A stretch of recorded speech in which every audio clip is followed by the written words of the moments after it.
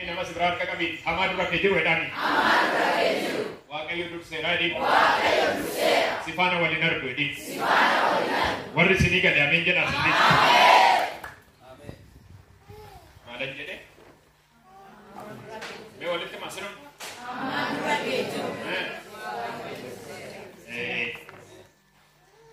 Yesus goftar. Amin. Dubbi waaqayyo nageenya namoonni dhugaa ba'umsa qabdan yeroo nakken yeroo waaqayyo nu gargaar yeroo gabaabaa fayyadamna. Hamaa dura ke jiru waaqayyo durseera kan jedhu irratti dubbii waaqayyo nan dubbadha. Akkas jedha hojii ergamootaa boqonnaa 12 lakkoofsa 6 irraa kaasee dubbii waaqayyo nan dubbisa.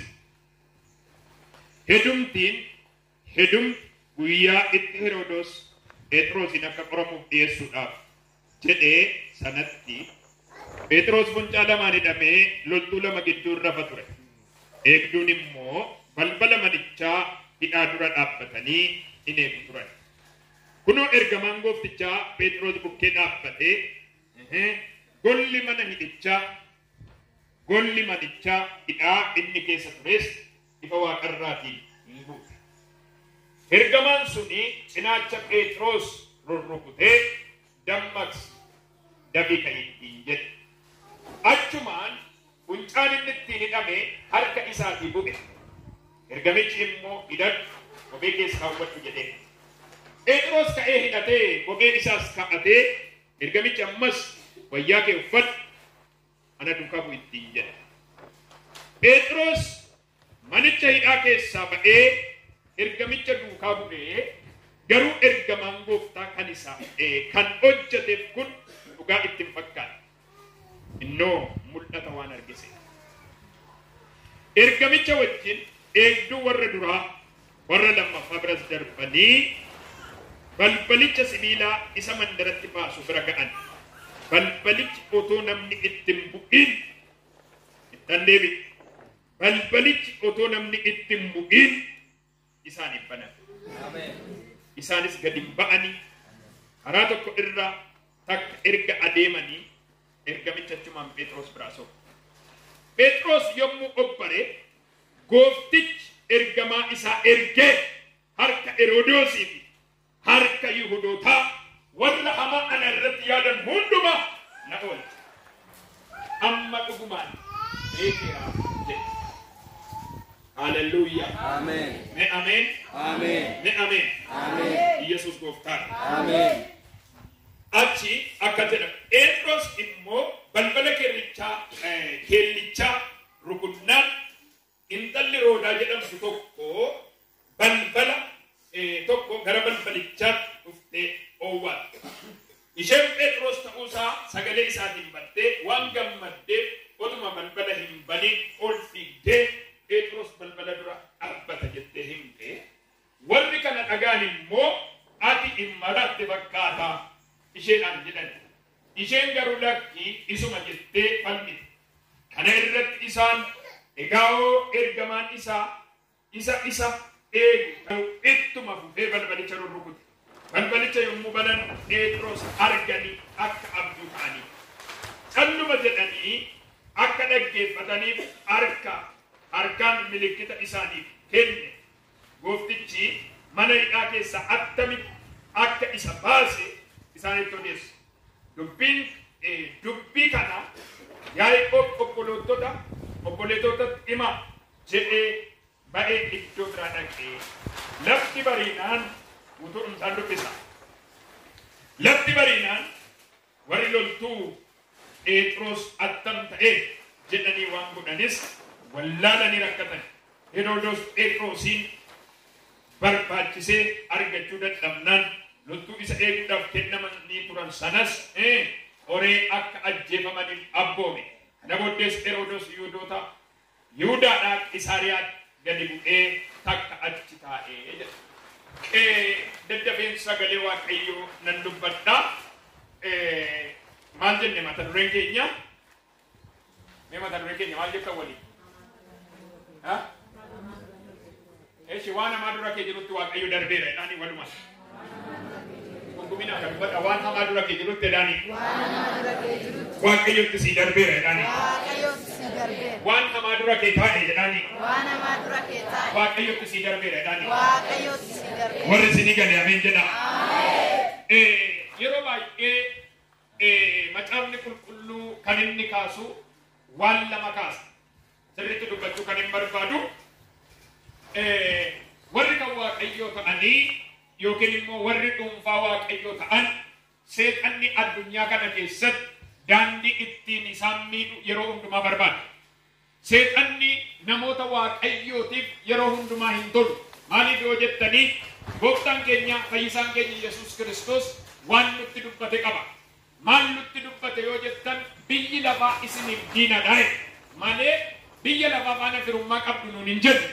Biyyi lafaa kan inni fira godhatu kamii yoo jettan warra kansaa ta'an biyyi lafaa fira godhatu. Warra kan Kiristoos ta'aniif garuu yeroo hundumaa biyyi lafaa loladha, mormiidha, qorumsadha, wal'aansoodha.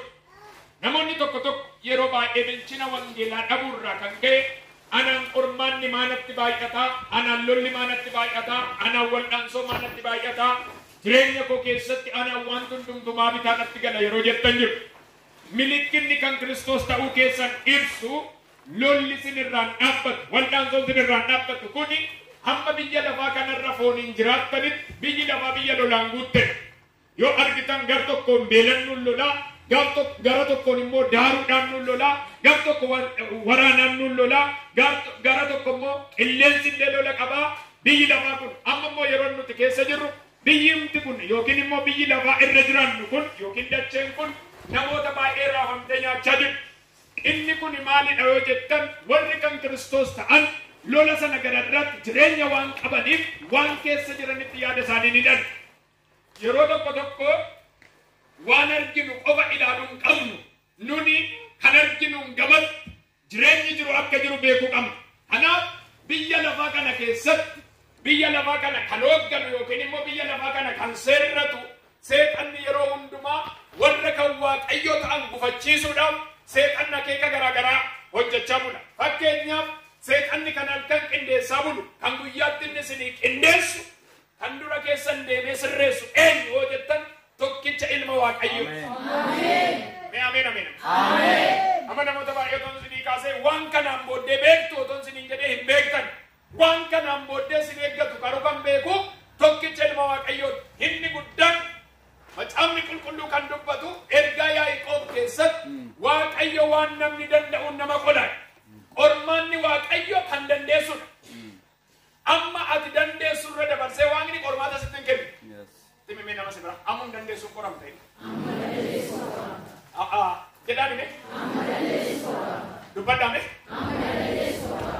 አንዳንድ ሰው እንደዚህ ይላል የኔ ፈተና ከሰው የተለየ ነው ከሰው የተለየ እግዚአብሔር ላንቺ የሰጠ የለም ወንድሜ ከሰው የተለየ እግዚአብሔር ላንተ ፈተና ቶኮ ቶኮ ከዘን አኒ ቆሩምሲኮ ቆሩምሳናማ እሺ ከምቢዲንሳ ሲቆሬሬ ቶኮ ቶኮ ከዘን ቆሩምሲኮ ኩን አዳሚት አኩማ ደንዴሱት ሲከነም አጌፈት አከ ደንዴኙ ሰነት ገሩ ቆሩምሰኑ ከነመ ኬሳ በውዳም ህኒ ጉዳን ማል ያኒ ቀባ namni waan hamaa ooluu kan danda'u nama kadhataa yoo ta'e nagama harka qabaatti ma namni waan hamaa oolu jedhan namni waan hamaa oolu nama kadhataa yoo ta'e jedhan nama kadhataa yoo ta'e jireenya kadhannaa qabda taanaan jedhan jireenya kadhannaa qabda taanaan waan hamaan sodaattu jedhan waan hamaa sodaattu inni guddaan Kiristoos Iyyasuus kan inni nu barsiise kadhannaadha. Sirriitti dhagaa. Foon keenya kun ibaada. Hafuurri Kiristoos nu keessa jiru garuu hafuura dhimmaadha. Yes. Kan nutti dubbatu macaafni qulqulluu hafuurri keessan jiru dhimmaadha. Foon garuu maalidha? Dadhabaadha. Hafuura Kiristoos Iyyasuus isa si keessa jirutu akka ati kadhattu godha. Tokko tokko foon irribumatti buusa. Sin qofa miti. Yesus Kiristoos gaafa du'atti dabarfamee kennamuudhaa ka'u jaranan kadhannaa jedheen eeshiin kadhannaa jedhanii irra buusan achi ba'ee ture halkanitti si'a meeqa maal arge kan isatti deemaa jiru du'a hamaa tokko waan ta'eef hargeetu jaranan kadhannaa malee namni du'a ooluu rakkina ooluu dhiphina ooluu hin danda'u akka qormaatatti hin galle kottaan kadhannaa jedheen tole jedhaniinitu isaan hirriba isa caalaa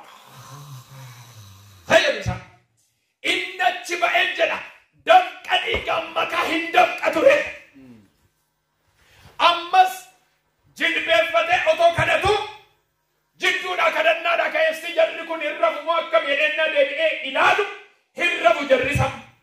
Ammas deebi'ee kadhate isa dhumaa gara isaanii dhaqee ammas hirraftu. ለእናንተ አሁንም የእንቅልፍ ጊዜ ነው አላቸው።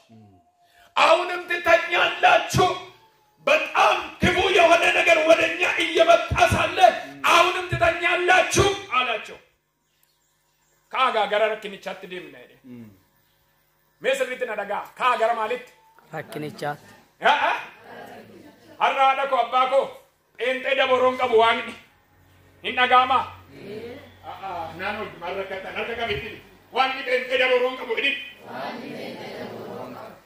ማለ ሰገዱን ባሳ ዱባዳ ሲኑኔ ዋንኒ ኤንጤ ደቦሮን ቀቡ ዳኒ janni bente garu edani ormata keessa kutee kan darbu edani warri sidii galee beenjadha cabsaat እግዚአብሔር ፈሪ bente የለው keessayyuu durii kaasee abboonni keenya haati keenya hin beektu bente jechuun ija jabeessa